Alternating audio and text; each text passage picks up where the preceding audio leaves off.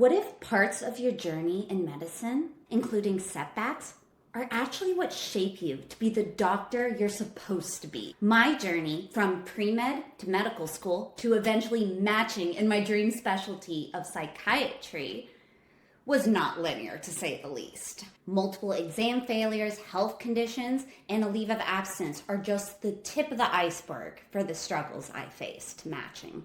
These challenges aren't usually talked about in medicine, but here we do. Your path does not have to be linear, nor look like anyone else's. Hello, my name is Dr. Moss. I am a PGY2 Psychiatry Chief Resident, and today I'll be talking about my path, my full path from pre-med through medical school and then matching in psychiatry. Why did I choose psychiatry? If you stay till the end, I'll be sharing some secrets about what my path has looked like and some very interesting patient examples that led me to choose psychiatry. Let's turn back the clock 10 years. A little bit about my journey, my pre-med timeline.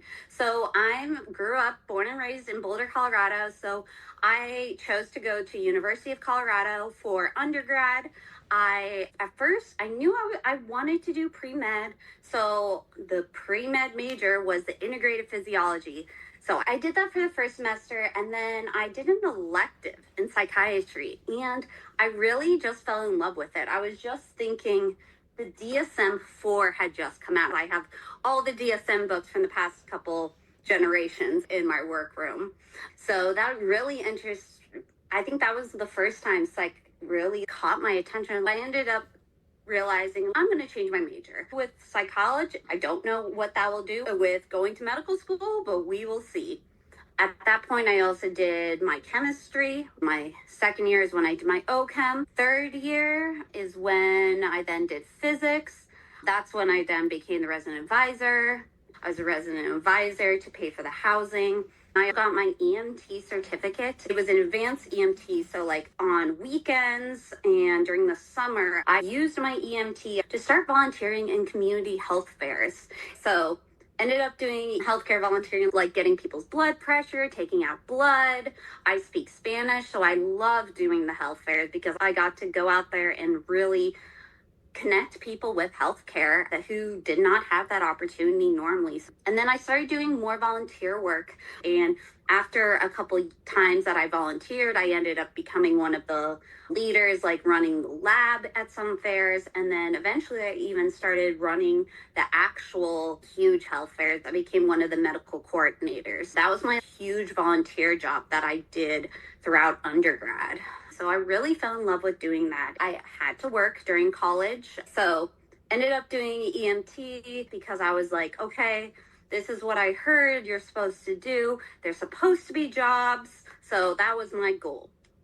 Unfortunately, didn't end up finding a job for my EMT. I ended up using my EMT to work as a caregiver for the elderly. And so I worked in assisted livings, independent livings, all the livings, and I actually fell in love with it. I was really scared at first of working with older individuals because I had always done kids. I used to be a martial arts instructor, so I was used to the younger side of things, but I fell in love working with older individuals. And then in M4, when I was in my last year of college, I was like, okay, I still want to do med school. So let me just try this MCAT. I've already done all my requirements, chemistry, physics, bio, all that.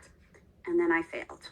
Then I failed the MCAT and it was horrible. I ended up having a full-on panic attack. At that point, I was with my now husband, but we had dated all throughout college. He was also a pre-med, and we decided to do the MCAT together. Worst decision, because for those who haven't taken it, when you see someone else get up, especially your partner, your best friend, I was in my mindset, I'm going to do snack breaks with him. Yeah, no, he's super fast at taking tests. So I ended up panicking. It did not go well. So at that point, we decided to take a gap year to re-study for the exam and try to apply to medical school. At that point, I'm done with college. I needed a full-time job, and the caregiver was not paying much. It could not allow us to keep living. So I ended up getting a job as a case manager just with at that point, my undergrad degree, my bachelor's of arts. I got into the world of working with children with disabilities, getting them connected to their Medicaid. And that was amazing. I really fell in love with working with individuals with autism, with different spectrum of disabilities, both physical and invisible.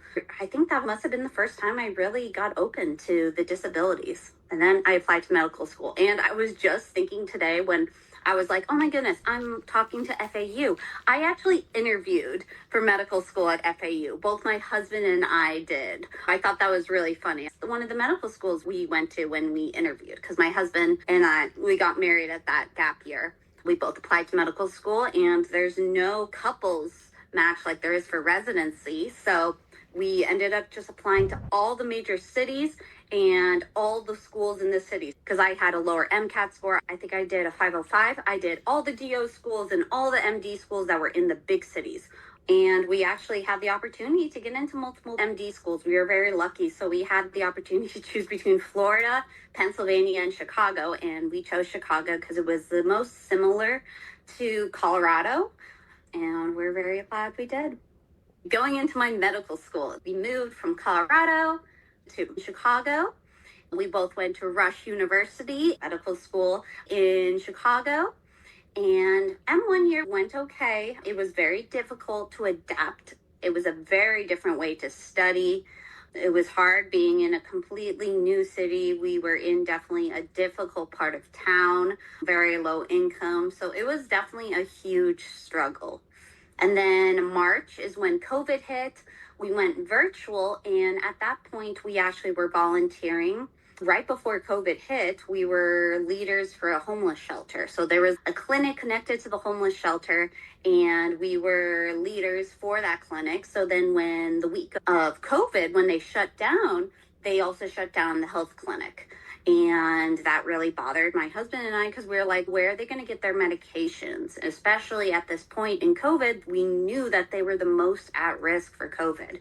So we ended up connecting with other leaders in the community and forming CHARGE, which is Chicago Homelessness and Health Response Group for Equity. So it was a group of all the homeless shelters in Chicago, like all the leaders of the Chicago, the health department, all the people that have something important to do about it. So like connecting them with vaccines, with masks at that time, with medications. So that was a lot of what we did. And for me, it was very important because at this time in COVID, all the medical students were being pulled back. We weren't allowed to do anything in person, but all the other doctors, all the other people that were so focused on helping, they were being called in. So I felt that it was really important for us to do something because we were being sidelined. So that's where I created this volunteer group of medical students. How can we volunteer virtually? How can we raise money? How can we make care packages and drop them outside of people's houses? So one person would make little baggies of Tylenol. And then after they were done, they would pass them on. They would drop them off outside one of another med student's house. And then that med student's house was in charge of putting all toothbrushes, for example. So we did that fast until they were all full little, like huge Ziploc bags filled with care packages that they would need for COVID. And then someone ended up dropping them off at the shelter. I haven't talked about that or thought about that in a long time. But yeah, that was back in 2020, 2021.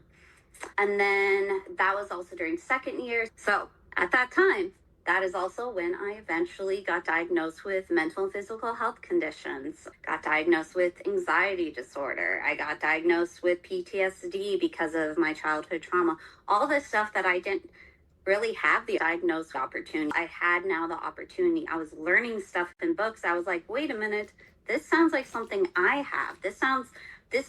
I thought this was normal. I thought it was normal to be anxious about every single thing. I thought it was normal to have nightmares all the time. That is how I eventually got diagnosed. And then that was fail step one, which is the first board exam. And my best friend, she was like, hey, weren't you just diagnosed with all these health conditions? why don't you ask for accommodations? And that's when I was like, I don't even know what accommodations are. I've never had that ability. Yes, I've always struggled in school. I've always worked extra hard. Like, you can see me, I'm here right now, not just for the meeting. I was still writing notes. So I definitely put extra time to my notes and talking to my patients, but that's just me.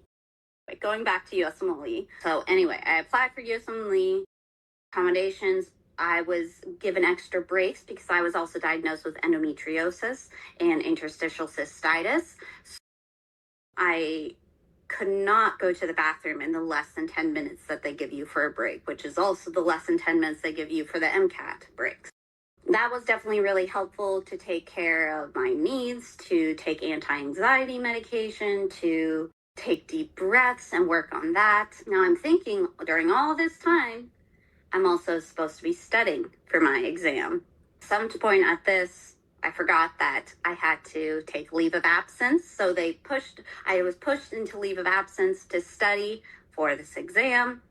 And also, big thing about leave of absence is that they take away your student loan. So I had to figure out how I'm going to work. So I ended up doing multiple different little jobs and ended up working as a medical assistant in a pain clinic. So without even a medical assistant degree, they let me work just because I said I was a medical student, and was really helpful because I could study during it.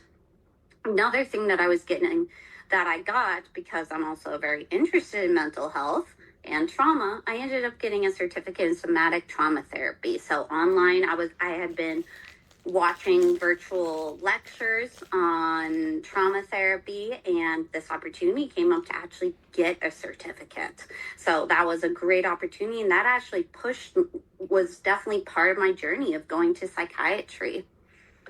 Then I went to M3 year. In M3 year, I was really set on family medicine. I thought I was going to apply to family medicine.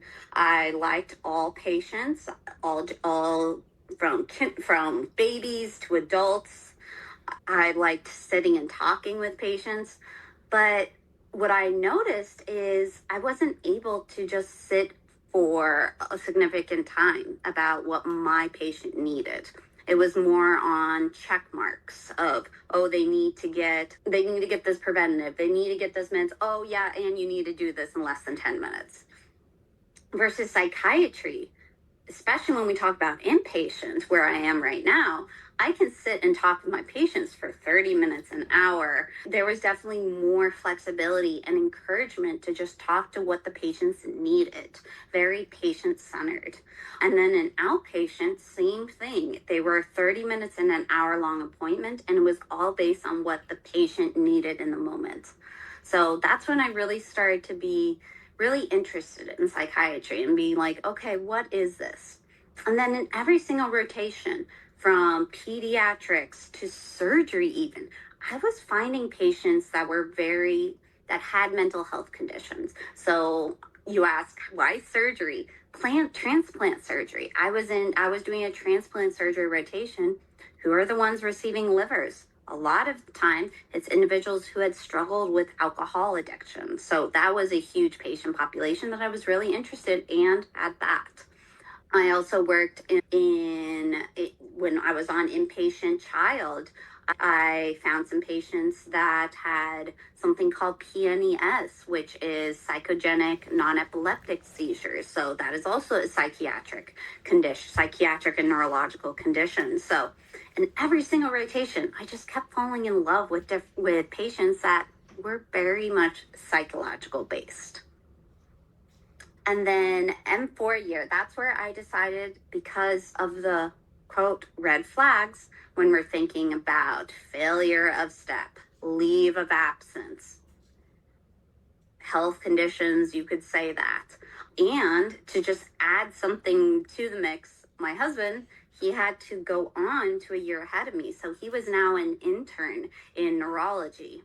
And so it was really important for me as my biggest support system to stay in the area. So he matched in Chicago at Rush. And so I applied to all the programs, just like I did for medical school. I applied to all the programs in Chicago, and then within 4 hours, all the family medicine, all the psychiatry programs. and then did a dual application, which was very difficult because I had to get letters of rec from both places, do electives in both specialties, conferences in both specialties.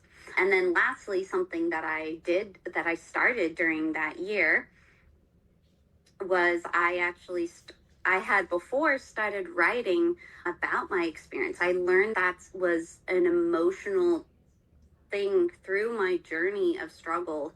I guess in the past I'd always journaled, but now I learned that part of my own mental health treatment was to share my struggles so others wouldn't have to undergo similar struggles. I created a blog post, then I realized that people don't like reading blog posts, so then I started actually reading my blog posts into a podcast, into a video. So that was how my life as a patient doctor podcast and videos started. I'm going to pause there because I just gave so much information about me in 20 minutes. I talked about my pre-med journey and all of my medical school journey. So I'm going to pause before I go into residency and psychiatry. Does anyone have any questions that I can answer about the story so far or my journey? And time for water. You can put in the chat too. You can also pull up. I don't see any. Yes, please. With your leave of absence, do you think that hurt you when it came to matching, or did that come up a lot when you were going through interviews? What a great question. And it's something that everyone always gets the most scared about. Will my red flags be talked about?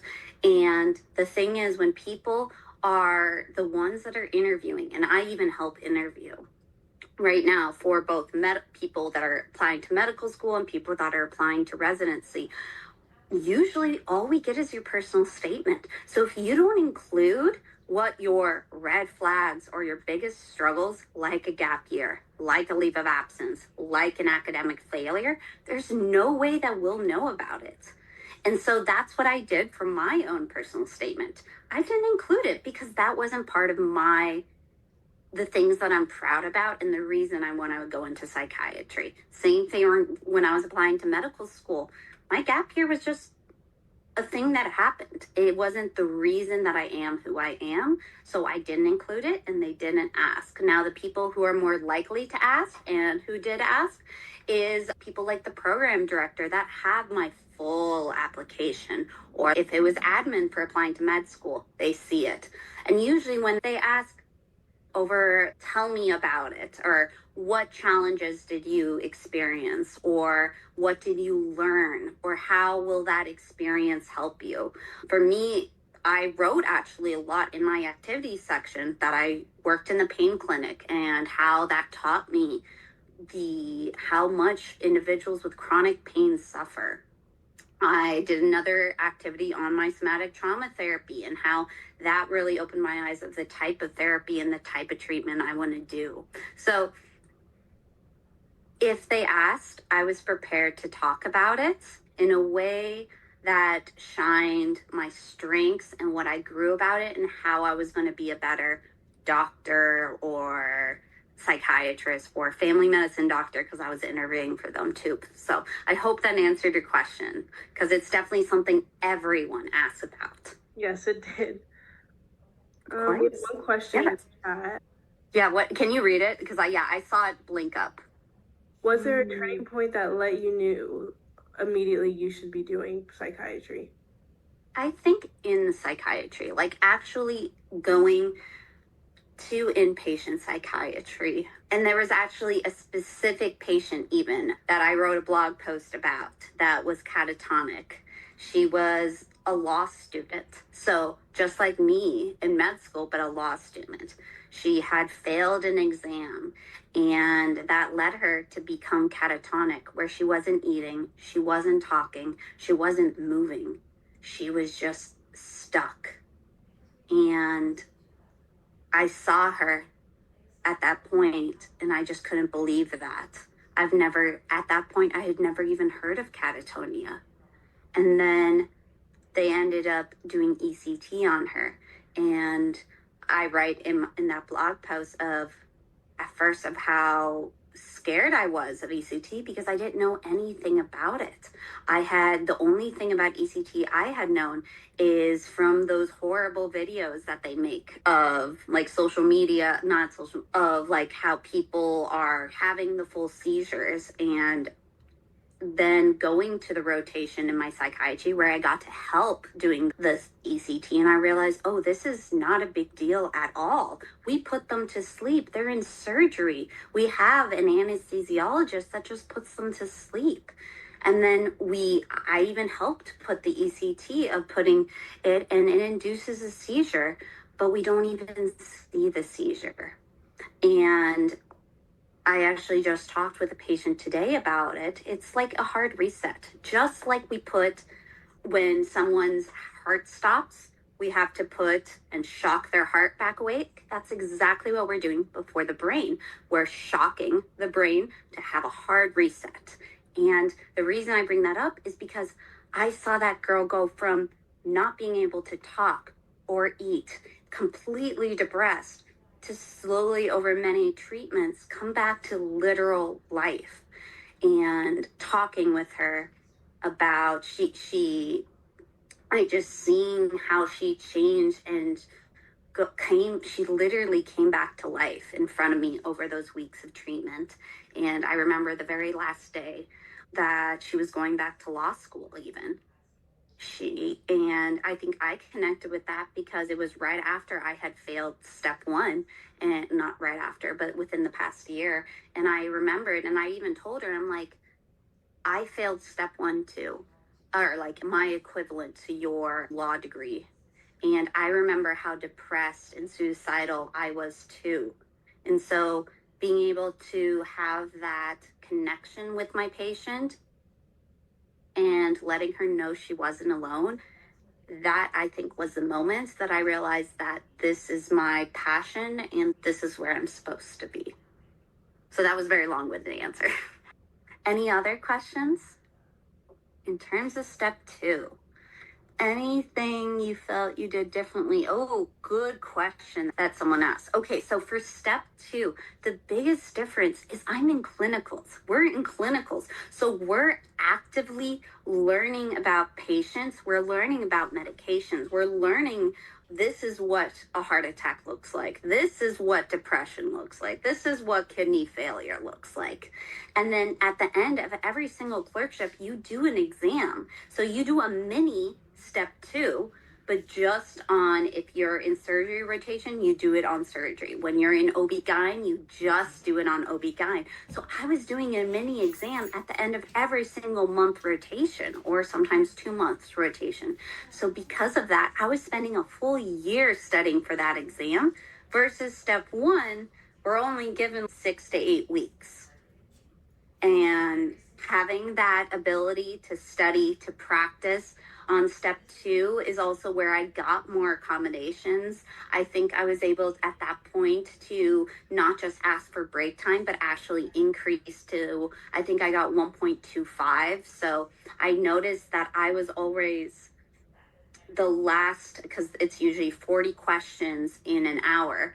Let's say right before the hour hit, there was still 2 to 3 questions that I just couldn't, even I worked super hard, I could never read them in time. And so I had to just pick whatever, the C or whatever.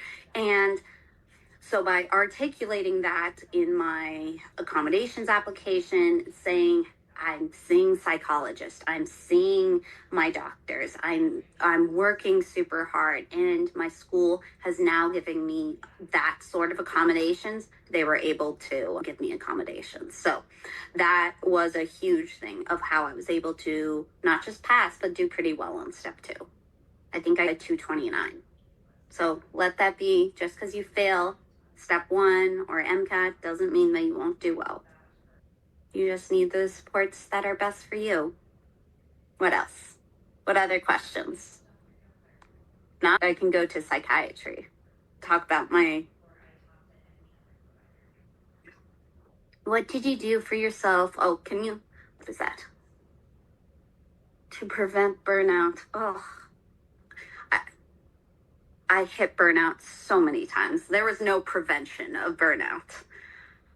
How I got through burnout, I should say, is I had a psychologist from my first year of medical school. I came into medical school knowing I will struggle with my mental health. This was before I got diagnosed. I was like, you know what? This is already a new state. I don't have any friends. I don't, like, of course, my husband, who is also going through the same thing as me, is I know I need help. And so from the very first year of med school, I got connected with my therapist, and I've kept the therapist all during COVID, all during my leave of absence, all during third year, fourth year. And now I meet with him every Thursday. I met with him yesterday, like the exact same one that I did from first year of medical school. So that was number one, big. Two is making sure that I had my support system. For me, it was my husband, and we had developed this even since college, that in order to maintain our relationship, we knew that we had to spend time just with each other. So we decided that every day, either at breakfast, lunch, or dinner, we would have to have one meal together. No studying. Even though the rest of the day we would be studying or in school, but at least one meal a day that we're meaningfully either watching Netflix together, going on a walk, and having a picnic. That was definitely one of the biggest things. And I say literally, and keep going positively. So great question. Yeah, let's go on to the next one. Thank you for all your questions, everyone. Okay, PGY1. Oh, I can't believe it. I'm already in PGY2. So PGY1 year is, I talked about, I love writing. I love writing about my experience. And so I became a Doximity fellow, where they paid me, not that much, I think it was $1,000 and then minus tax, but for an entire year of writing for them. So if you go to Doximity, you can see some of my writings, and I took that very seriously. I called medicine out. I talked about professionalism because I got in trouble in medical school for professionalism and speaking my mind. I called out not caring about males with sexual assault. So yeah, I really tried to take that opportunity as a Doximity fellow, sharing my experience from either personal or being a physician and noticing different patients and their struggles and articulating that through a story. So I think that was also very therapeutic and helpful.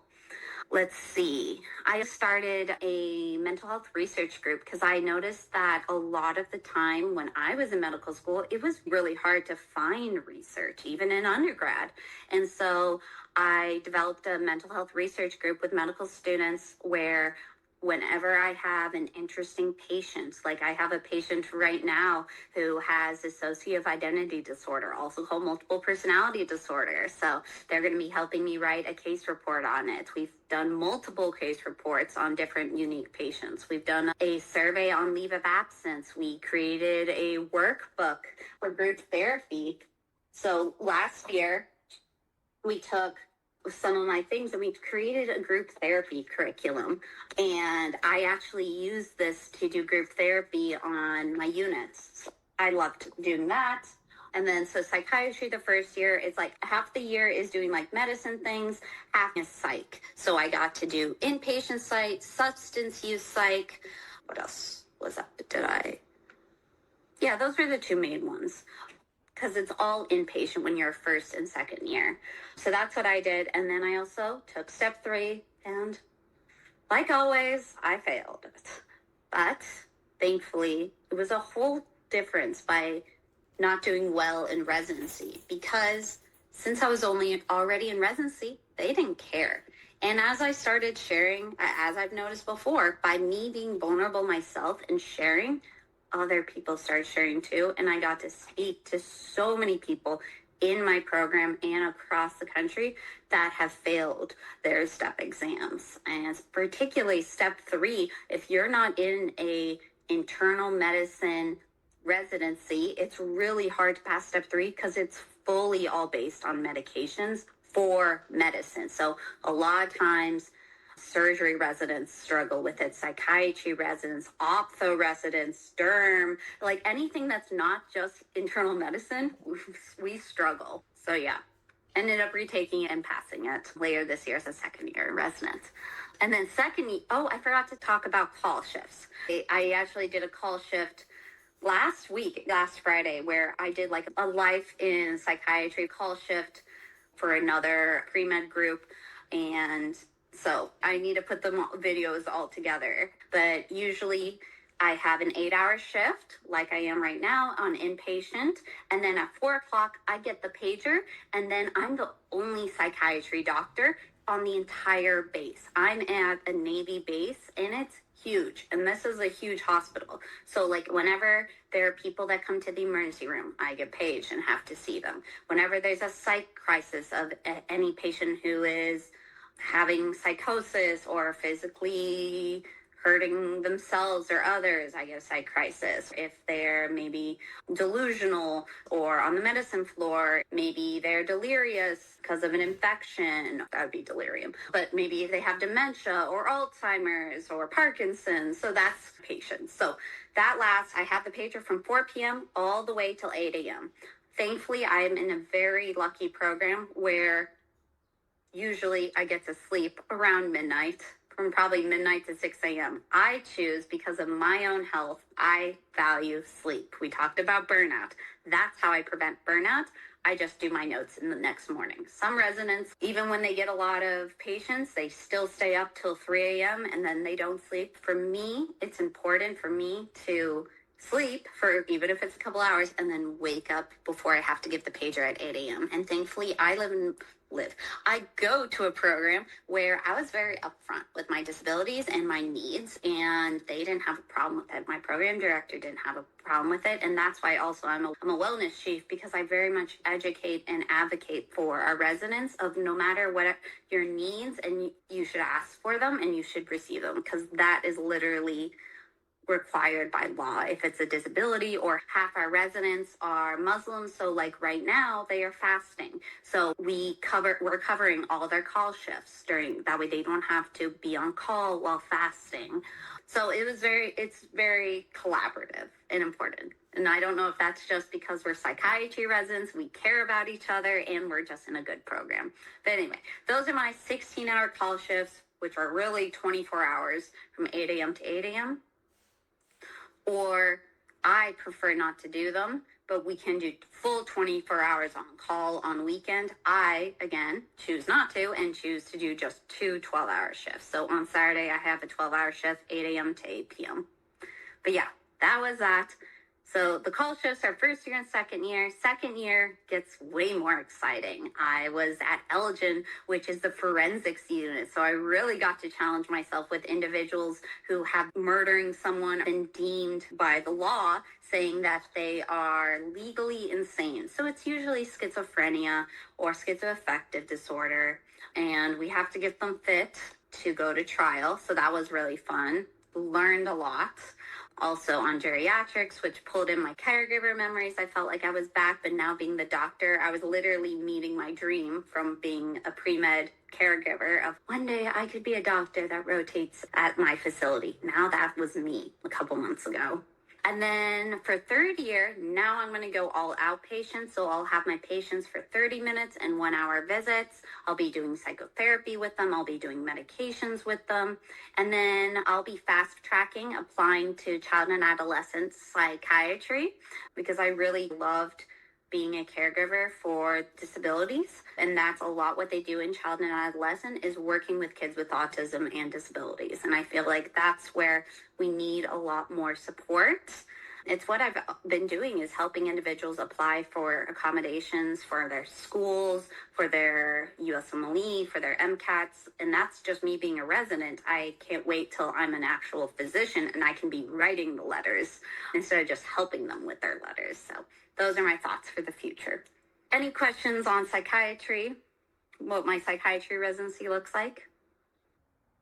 And one of the things you'll learn right away in psychiatry is that we are good with long pauses. I'm not. That is my problem. I am not good with silence, but I work on it. thinking to 10 in my brain.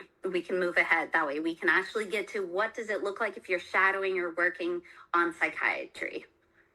So I was originally going to play this. This is what I give to my med students of what it looks like to be on an inpatient psych unit, like different things to look for, especially when someone is new and you don't know if to trust them, like different safety boundaries of what to observe and how they're saying, how they're talking. So we won't watch it now, but I thought originally I was like, oh, we can do this, but it's too long. Anyway, so we can go to the next one and see it on your own time. Unfortunately, we've ran out of time, but can I share your Instagram or email with the students? If you go to the end, there'll be a QR code that actually shares my link to everything to make it easier. I just created a blog post to answer people's questions on MCAT and applying to medical school because I was receiving a lot of questions on that. So I did just create 2 blog posts and a video on MCAT, but it's on my to-do list to do one on applying to medical school. So things to come. Thank you all for being here and for asking your questions.